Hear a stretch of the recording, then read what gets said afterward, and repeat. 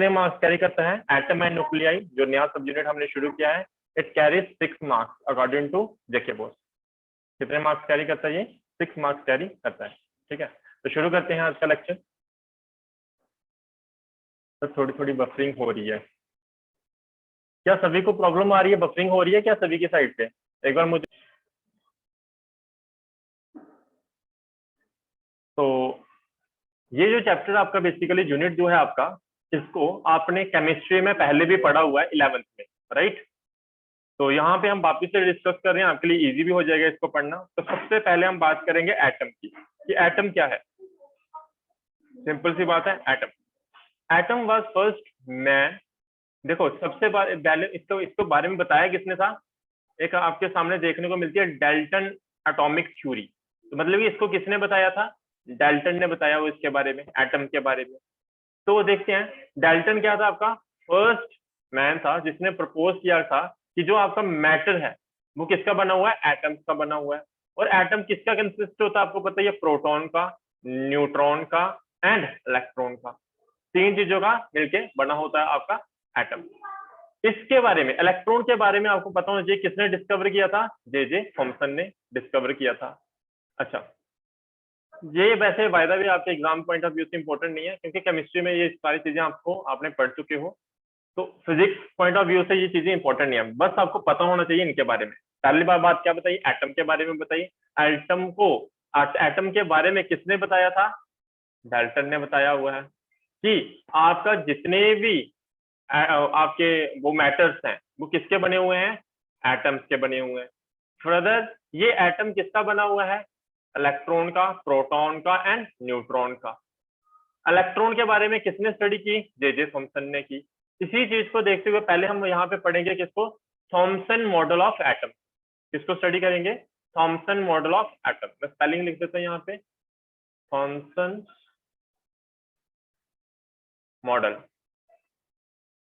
ठीक है, ये केमिस्ट्री में भी पढ़ा होगा आपने। देखिए सिंपल सी बात थी, इस मॉडल के मुताबिक क्या था? इसने कहा था ये जो एटम होता है ये किस तरह से होता है? एक किस्म का वाटरमेलन की तरह होता है। किसकी तरह? ये आपका वाटरमेलन की तरह। जिस तरह से वाटरमेलन में 2 चीजें होती है, एक पल्प होता है, एक पल्प होता है, और दूसरा क्या होते हैं आपके? उसके अंदर सीड्स होते हैं। सीड्स को कंसीडर कर लिया गया एज ए इलेक्ट्रॉन, और पल्प को कंसीडर कर लिया गया एज ए प्रोटॉन, जो रेड पोर्शन होता है ना उसको। तो इस तरह इस मींस थॉमसन ने आपके एटम को कंपेयर किया। किसके साथ कंपेयर किया? वाटरमेलन के साथ किया। तो देखिए according to J Thomson model, every atom consist of 2 चीजों का बना होता है। क्या? Positively charge sphere of radius, जिसका कितना होता है? 10⁻⁻10, in which entire mass and positive charge are uniformly distributed. Inside this sphere, electrons are embedded like a seed in watermelon or like pulp in, एक और आपके साथ इसको साथ किया हुआ था। देखिए मैं सारी बातें जो रीड की है यहाँ पे एक बार आपके लिए वापस बता देता हूँ। इसने कहा, जे थॉमसन ने कहा, हर एटम एक स्फेरिकल स्फीयर की फॉर्म में होता है, जिस तरह से वाटरमेलन। और इस एटम का साइज कितना होता है? 10⁻⁻10 मीटर का होता है एक एटम का size, according to J Thomson. फिर उसने कहा इसके अंदर जो इलेक्ट्रॉन्स और प्रोटॉन्स है ये यूनिफॉर्मली डिस्ट्रीब्यूटेड होते हैं। इलेक्ट्रॉन्स और प्रोटॉन्स क्या होते हैं? यूनिफॉर्मली डिस्ट्रीब्यूटेड होते हैं। सिमरन कह रही है सर मुझे स्क्रीन नहीं दिख रही है, बाकी स्टूडेंट्स को स्क्रीन दिख रही है? एक बार सारे बता दें मुझे। उसने कहा इलेक्ट्रॉन्स और प्रोटॉन्स जो है क्या होते हैं? यूनिफॉर्मली डिस्ट्रीब्यूटेड होते हैं। किसके अंदर? इस स्फीयर के अंदर, यानी कि एटम के अंदर। किस तरह से डिस्ट्रीब्यूटेड होते हैं? जिस तरह से आपके एक वाटरमेलन के अंदर डिस्ट्रीब्यूटेड होता है क्या? Pulp and electrons. जैसे पूरे वाटरमेलन के अंदर सीड्स एम्बेडेड किए होते हैं, किए नहीं होते, हुए होते हैं नेचुरली। और उसी तरह से आपके इलेक्ट्रॉन एटम के अंदर एम्बेडेड होते हैं। ठीक है, yes sir, yes sir, yes sir, screen दिख रही है। ठीक है, तो मतलब कि सिमरन आपकी तरफ से प्रॉब्लम है, यहाँ पे एक बार क्लास को डिस्कनेक्ट करके लीव करके वापस ज्वाइन करो। ठीक है, alright. The positive and negative charge are equal, so atom is electrically neutral. देखिए अगर एक एटम के अंदर 10 इलेक्ट्रॉन होंगे तो 10 ही क्या होंगे? प्रोटॉन होंगे। अगर 15 इलेक्ट्रॉन्स होंगे तो 15 ही क्या होंगे? इलेक्ट्रॉन प्रोटॉन्स होंगे। मतलब कि जितने इलेक्ट्रॉन उतने ही प्रोटॉन्स होंगे। तो इसलिए आपका जो एटम होता है वो जनरली क्या रहता है, न्यूट्रल रहता है। क्या रहता है, न्यूट्रल। तभी चार्ज कब आता है कोई एटम के ऊपर, जब वो एक इलेक्ट्रॉन को क्या कर देता है, लूज कर देता है। तो तब क्या हो जाता है, अगर पहले 15 इलेक्ट्रॉन्स थे तो बाद में कितने रह जाते हैं, 14, और ए क्या 15 क्या रह जाते हैं उसके बाद, प्रोटॉन। तो चार्ज कैसा आ जाता है उसके ऊपर, पॉजिटिव, जब इलेक्ट्रॉन लूज करता है। जब गेन करता है तो उसके पास एक्स्ट्रा इलेक्ट्रॉन आ जाता है। एक्स्ट्रा इलेक्ट्रॉन आने की वजह से हम क्या बोलते हैं, उसके ऊपर चार्ज कैसा आ गया है, नेगेटिव आ गया है। तो सिंपल सी बात कही इसने। एक बात ये समझाई कि आपका जो एटम होता है उसके अंदर जितने इलेक्ट्रॉन उतने प्रोटॉन, इसलिए वो इलेक्ट्रिकली न्यूट्रल।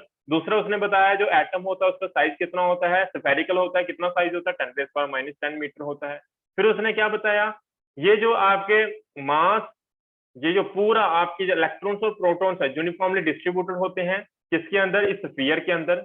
और इलेक्ट्रॉन इस तरह से लगे होते हैं, इस तरह से इम्बेडेड किए होते हैं किसके अंदर, आपके स्फीयर के अंदर, उस एटम के अंदर, जिस तरह से सीड्स को इम्बेड किया होता है वाटरमेलन के अंदर। तो मतलब कि वाटरमेलन के साथ उसने क्या किया है, कंपेयर किया है, जे थॉमसन। ये बात कही थी किसने, जे थॉमसन ने। अच्छा, ये मॉडल कब तक पॉपुलर रहा, 1911 तक। इसके अंदर कुछ लिमिटेशन थी। मैक्सिमम जितने भी आगे हम मॉडल्स डिस्कस करेंगे उनके अंदर लिमिटेशन ऑलमोस्ट सेम ही रहेगी, और लास्ट में हमें हमारी जो सारी लिमिटेशन क्या हो जाएगी, रिमूव हो जाएंगी। तो लिमिटेशन आपको इतनी ज्यादा एक्सप्लेन नहीं कर पाऊंगा आगे, जब पूरे मॉडल्स हम स्टडी कर लेंगे फिर ऑटोमेटिकली आपको ये लिमिटेशन समझ आना शुरू हो जाएगी। अगर आपने केमिस्ट्री में अच्छे से पढ़ा है तो फिर तो आपको ये पता ही होगा दोनों लिमिटेशन, क्योंकि केमिस्ट्री का पहले जो टॉपिक था 11th में, तो 11th में आप पढ़ के आए हो। चलिए मैं भी यहाँ पे डिस्कस कर रहा हूँ। तो लिमिटेशन क्या है, इट कुड नॉट एक्सप्लेन, ये क्या नहीं एक्सप्लेन कर पाया, पहली बात, origin of spectral series of hydrogen atom and other atom. देखिए हाइड्रोजन एटम और बहुत सारे एटम्स अपनी अपनी स्पेक्ट्रल सीरीज बनाते हैं कि कैसी रेडिएशन उनके अंदर से निकल रही है, उसके हिसाब से इनकी क्या बनती है, स्पेक्ट्रल सीरीज बनती है। हाइड्रोजन एटम और बाकी एटम्स की उनकी जो रीजन है स्पेक्ट्रल सीरीज का, वो कैसे हुआ ये एक्सप्लेन नहीं कर पाया कौन, जे थॉमसन का मॉडल। ये एटम इस तरह का होता है, और आपको पता भी है एटम ऐसा होता ही नहीं है। अभी अब कितनी स्टडी हो चुकी है, न्यूक्लियस होता है बिल्कुल सेंटर में, सारे प्रोटॉन्स इधर होते हैं, इलेक्ट्रॉन से एक ऑर्बिट के ऊपर रिवॉल्व कर रहे होते हैं अराउंड द किसके, न्यूक्लियस के। जनरल मॉडल तो ये हमें अभी तक यही पता है। लेकिन जे थॉमसन बहुत पुराना मॉडल है, 1911 तक रहा था ये। तो कैसे पता चला ये सही मॉडल नहीं है, ये दो लिमिटेशन की वजह से। दूसरी लिमिटेशन क्या थी, इट कुड नॉट एक्सप्लेन, ये क्या नहीं एक्सप्लेन कर पाया, large angle scattering of alpha particle from the matter foil. ये जो दूसरी लिमिटेशन है आपको बिल्कुल पता नहीं चली होगी, कैसे पता चलेगी, अगली हम जो चीज को स्टडी करेंगे। देखिए क्या है नेक्स्ट स्टडी, रदरफोर्ड अल्फा रे स्कैटरिंग एक्सपेरिमेंट। ये भी आपने केमिस्ट्री में पढ़ा हुआ है, यहाँ पे वापस रिवीजन हो रही है किस्म की आपकी। रदरफोर्ड अल्फा रे स्कैटरिंग एक्सपेरिमेंट, जब दूसरे तरीके से हम इसको क्या बोल सकते हैं, डिस्कवरी ऑफ एटॉमिक न्यूक्लियस। ये जो एक्सपेरिमेंट है ना आपका, स्कैटरिंग एक्सपेरिमेंट, अल्फा रे स्कैटरिंग एक्सपेरिमेंट, जो कि परफॉर्म किया गया था रदरफोर्ड के द्वारा, इसके मदद से एक तो हमें किसके बारे में पता चला, न्यूक्लियस के बारे में पता चला, जो एटॉमिक न्यूक्लियस होता है। दूसरा ये जो मैंने दूसरी आपकी लिमिटेशन डिस्कस की थी, इस लिमिटेशन के बारे में भी आपको पता चल जाएगा। देखिए क्या था, क्या हुआ था इस एक्सपेरिमेंट में, उसको समझते हैं, ध्यान देना। देखिए यहां पे एक अलग रखी थी हमने लेड कैविटी, क्या रखी है, एक लेड कैविटी। लेड कैविटी मतलब इस तरह से एक स्ट्रक्चर रखा, कोई एक मटेरियल का बना था, वो कौन से मटेरियल का बना था, लेड का बना हुआ था। बीच में एक गैप है तो इसलिए हम इसको क्या बोलते हैं, कैविटी। इस कैविटी के अंदर हम क्या रखते हैं, कोई भी रेडियो एक्टिव सब्सटेंस रख सकते हैं।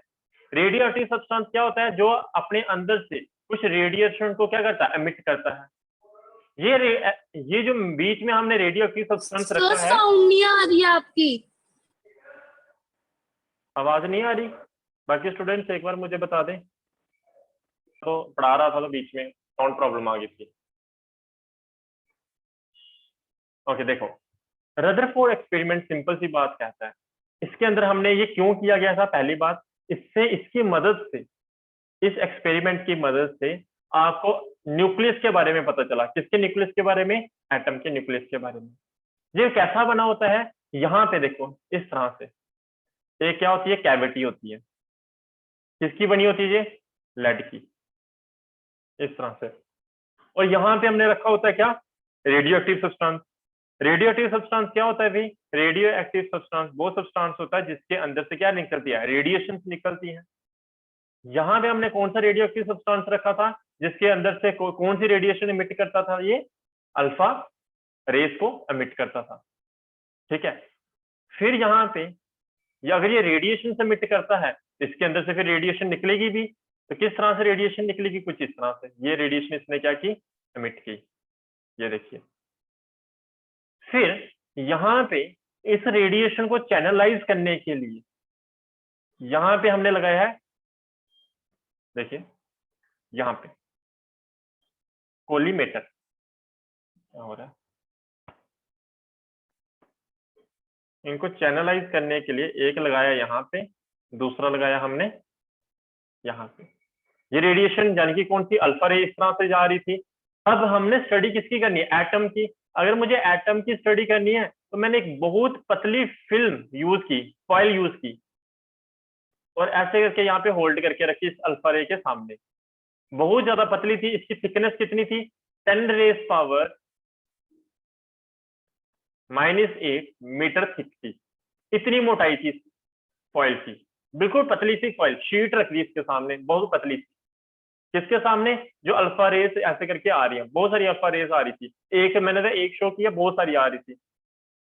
जैसे हमने एक के लिए यूज, एक अल्फा रे यहाँ पे यूज कर रहे हैं, जैसे अगर आप देख रहे हो ये कितनी पतली शीट है जिसका साइज कितना है, 10 रेज पावर -8 मीटर। और जनरली आपको पता है जो हमारे एटम्स, मैंने अभी रदरफोर्ड के मुताबिक बताया, उसने कितना बताया था साइज, 10 रेज पावर -10। ऑलमोस्ट जो साइज है इस फॉइल का किसके बराबर है, एटम के साइज के बराबर। यानी कि सिर्फ एक ही एटम सामने बैठा होगा इसके, एक एटम, ये एक एटम होगा जिसके ऊपर ये रेडिएशन गिरेगी।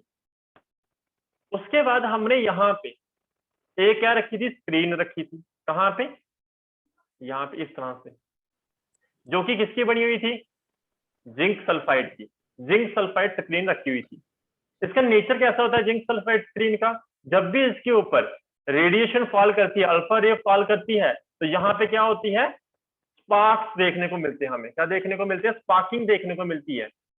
वो किसकी मदद से हमें देखने को मिलती थी, एक हम यहाँ पे यूज करते हैं डिटेक्टर। क्या यूज करते हैं, डिटेक्टर।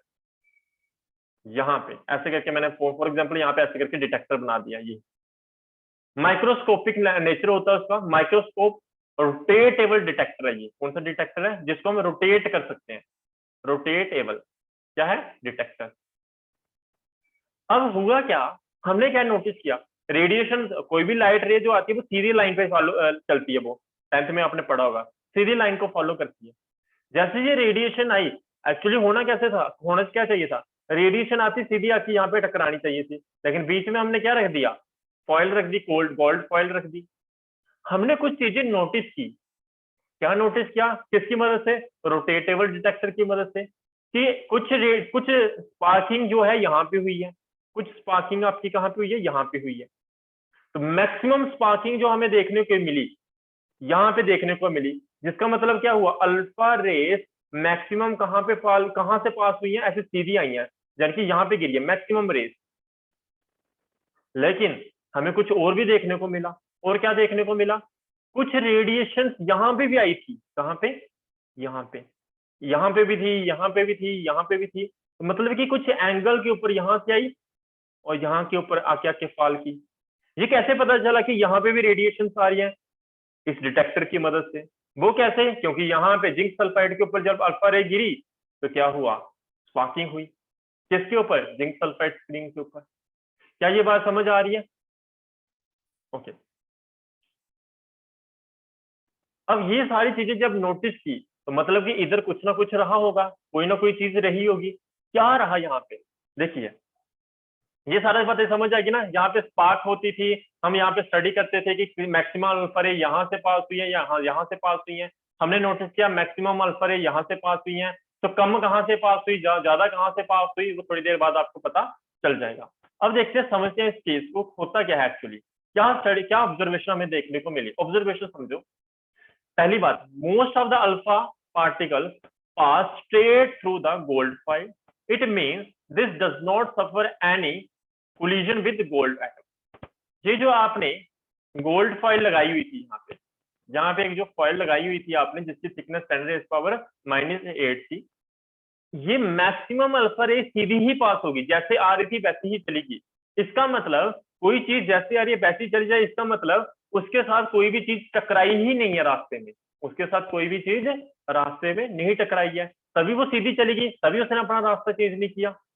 तो मतलब कि मैक्सिमम चीज सारी की सारी रेस, मैक्सिमम जो रेस थी वो स्ट्रेट लाइन पे सीधी चली गई है गोल्ड फाइल के अंदर से। इसका मतलब उसके अंदर कोई कोलिजन नहीं हुई है गोल्ड एटम के साथ। इसका मतलब ये हुआ ना, एटम अंदर से पूरा खाली है, सारी रेस ऐसी सीधी सीधी चली गई, किसी के साथ टक्कर ही नहीं हुई। तो जे थॉमसन तो यहीं पे फेल हो गया। कैसे? उसने कहा था पूरे एटम के अंदर इलेक्ट्रॉन्स प्रोटॉन्स बिखरे हुए हैं, अगर बिखरे होते तो बहुत सारी एटम जो रेस होती इनके साथ टकराती और स्कैटर कर जाती, कोई उस दूसरी तरफ चली जाती, कोई आगे पीछे चली जाती, लेकिन मैक्सिमम रेस सीधी जा रही थी। फिर और क्या देखा हमने, समझो, वेरी फ्यू, बहुत कम, कितनी, 0.14% of the incident alpha particle scatter by more than 1 degree angle. कितनी, बहुत ज्यादा कम, कितनी, 0.14% ही अल्फा रेस स्कैटर की थी, मतलब कि अपने पास से दूर चली गई थी। कितनी एंगल पे, वो भी 1 डिग्री एंगल से ज्यादा जो रेस गई थी वो कितनी की थी, सिर्फ इतनी सी, 0.1%।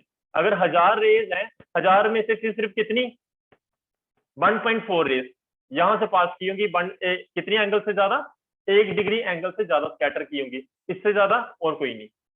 और क्या ऑब्जर्वेशन देखने को मिली, about 1 alpha particle in every 8000 alpha particle scatter by more than 90 degree. 8000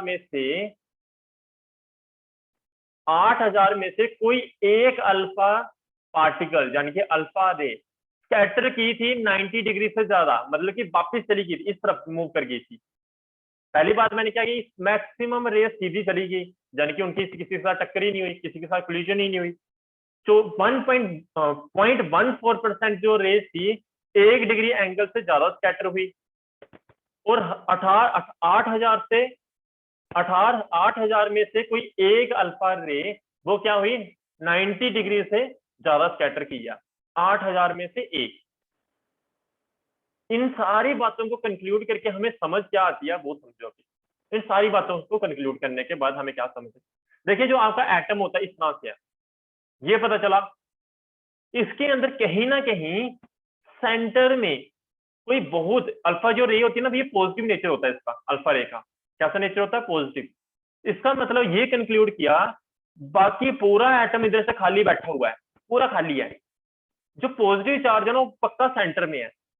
इसलिए मैक्सिमम पॉजिटिव जो अल्फा रे थी वो सीधी चली गई ऐसे पास होती हुई, ऐसे करके मैक्सिमम, यही स्टडी की ना, मैक्सिमम रे सीधी जा रही थी क्योंकि पॉजिटिव अल्फा रे होती है। लेकिन बहुत कम जो है वो 1 डिग्री से ज्यादा स्कैटर कर पाई, मतलब कि जो रे बिल्कुल इसके पास से ऐसे गई होगी उसको भी वो पॉजिटिव होती है।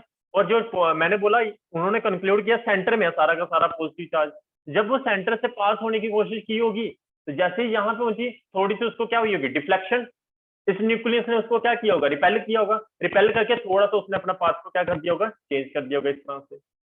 जो और पास से गई होगी वो और थोड़ी सी डिफ्लेक्ट हुई होगी नीचे की तरफ, इस तरह से। जो रे बिल्कुल सेंट्रल ऑफ न्यूक्लियस से पास हुई होगी इसके साथ टकराई होगी और वापस चली गई होगी 180 डिग्री एंगल पे, और कुछ रे ऐसे गिरी होगी इसके ऊपर और ऐसे करके चली गई होंगी। लेकिन हमने नोटिस किया मैक्सिमम रेस जो थी यहां से पास होगी, तभी तो मैक्सिमम रेस यहां से ही पास हुई होगी, तभी तो हम जब जो स्कैटरिंग हमें ज्यादा, जो हमें जहां पे मैक्सिमम रेस देखने को मिली थी सीधी आ रही है, क्यों, अंदर से, इसका मतलब एटम पूरा का पूरा खाली है। जो पॉजिटिव चार्ज है वो कहीं पे एक जगह पे कंसंट्रेटेड है, और वो कहां पे कंसंट्रेटेड है, सेंटर पे कंसंट्रेटेड है पूरा का पूरा पॉजिटिव चार्ज। जे थॉमसन यहीं पे फेल हो गया, उसने कहा था पूरे एटम के अंदर फैला हुआ पॉजिटिव चार्ज, लेकिन इस एक्सपेरिमेंट से हमें पता चला जो न्यूक्लियस होता है वो कंसंट्रेटेड होता है एक जगह के ऊपर, कहां पे कंसंट्रेटेड है, सेंटर पे कंसंट्रेटेड है। ये सारे कंक्लूजन, पहला कंक्लूजन, दूसरा कंक्लूजन, तीसरा कंक्लूजन से हमें ये डायग्राम समझ आती है जो कि जहां पे बनाई हुई है और मैंने आपको समझाई है। क्या यहाँ पे किसी को कोई डाउट है? Anybody have any doubt? जहां तक देखो क्विकली रिवाइज करवा रहा हूँ, सिंपल सी बात कही। यहाँ पे आपकी एक कैविटी होती है, लेड कैविटी। यहाँ पे हमने क्या रखा होता है? एक रेडियो एक्टिव सब्सटेंस रखा होता है। ये रेडियो एक्टिव सब्सटेंस है, तो यहाँ से क्या निकलती है? आपकी अल्फा रे निकलती है। अल्फा रे कैसा नेचर होता है? पॉजिटिव नेचर होता है। कहाँ से पास होती है अल्फा रे? आपकी गोल्ड फॉइल से पास होती है। जिस साइज कितना दिया था, कितनी थिकनेस थी इस आपकी गोल्ड फॉइल की? 10⁻⁻⁸ मीटर इसका क्या था? साइज था। अल्फा रे क्या एक्सपेरिमेंट में हमें पता चला? पहली बात हमें पता चली, मैक्सिमम अल्फा रे आपकी कैसी आ रही है? स्ट्रेट पास हो रही है। किसके अंदर से? Atom of the gold foil. दूसरी बात हमें पता चली, सिर्फ 0.14% आपकी अल्फा रे 1 डिग्री एंगल से ज्यादा स्कैटर कर पा रही है। फिर एक बात, लास्ट बात हमें क्या पता चली, 8000 में से एक अल्फा पार्टिकल ही है जो 90 डिग्री से ज्यादा एंगल पे स्कैटर कर पा रहा है। इन तीनों कंक्लूजन से हमें क्या बात समझ आई? हमें ये बात समझ आई कि आपका एटम किस तरह से होता है, कुछ इस तरह से देखने में होता है। मैक्सिमम पॉजिटिव चार्ज आपका कहाँ पे कंसंट्रेटेड होता है? सेंटर पे कंसंट्रेटेड होता है।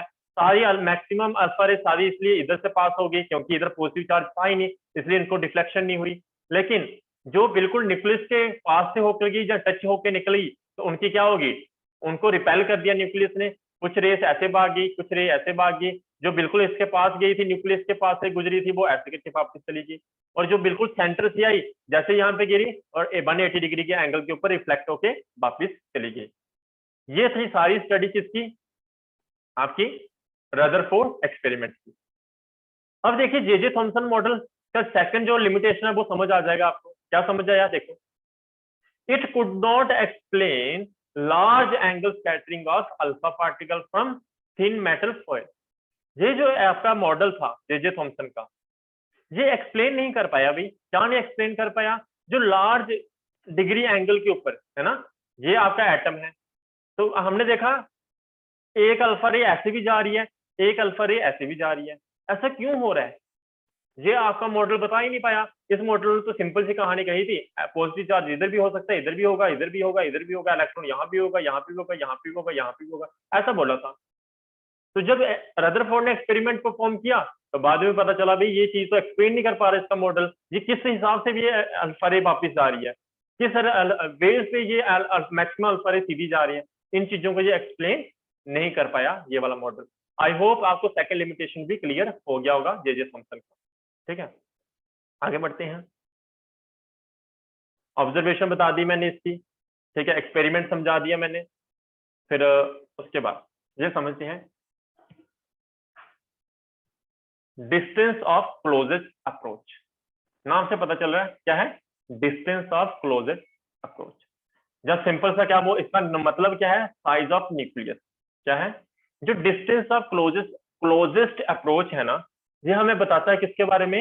न्यूक्लियस के साइज के बारे में। देखिए, to calculate nuclear dimension from scattering experiment, Rutherford assumed the following।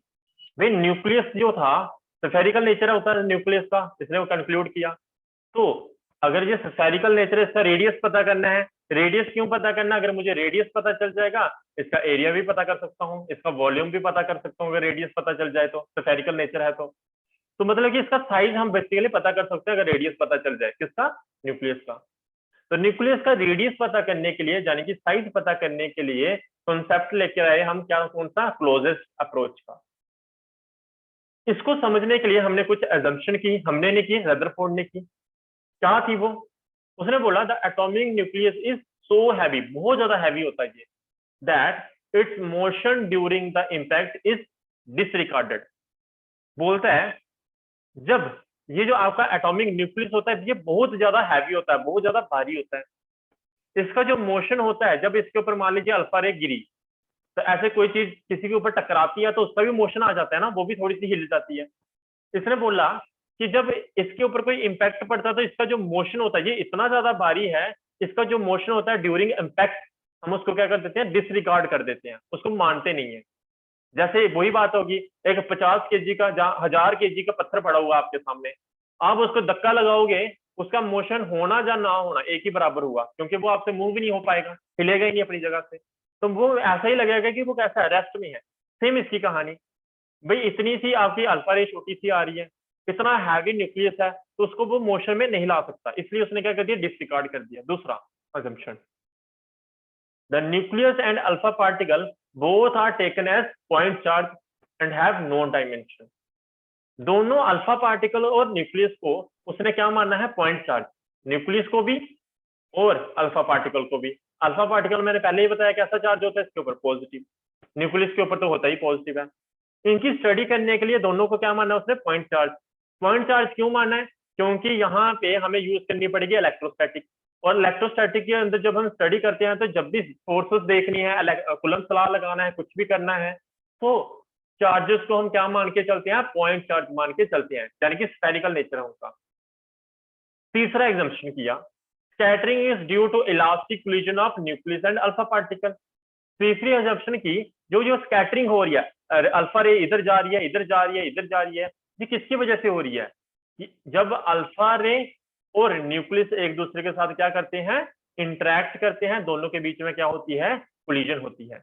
ये तीनों बातें बहुत इजी सी बातें उसने क्या की, अज्यूम की। मैं वापस रिपीट कर रहा हूँ, पहली बात उसने क्या कही, फर्स्टली उसने कहा आपका जब इम्पैक्ट होता है अल्फा रे का किसके ऊपर, न्यूक्लियस के ऊपर, कोई भी उसका मोशन हम नहीं मानते हैं, डिसरिगार्ड कर देते हैं। क्यों, क्योंकि न्यूक्लियस आपका क्या होता है, हैवी होता है।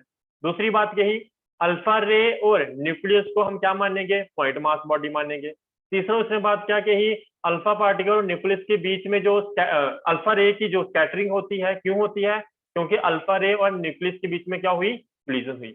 ये तीन एजम्पशन की हुई हैं जो कि मैंने अभी आपको बताई। उम्मीद करता हूँ इतनी बात समझ आई होगी आपको। अब इन सारी बातों को हम कल वापस से एक बार रिवाइज करके कल हम पढ़ेंगे, इसको ड्राइव करेंगे, किसको, क्लोजेस्ट अप्रोच को, कि क्लोजेस्ट अप्रोच क्या होती है, ठीक है, डिस्टेंस ऑफ क्लोजेस्ट अप्रोच क्या होती है। आज का लेक्चर, टाइम हमारे पास कम बचा हुआ है, आज का लेक्चर हम इतना ही रखने वाले हैं। अगर किसी को कोई डाउट है वो पूछ सकता है, कहीं भी कोई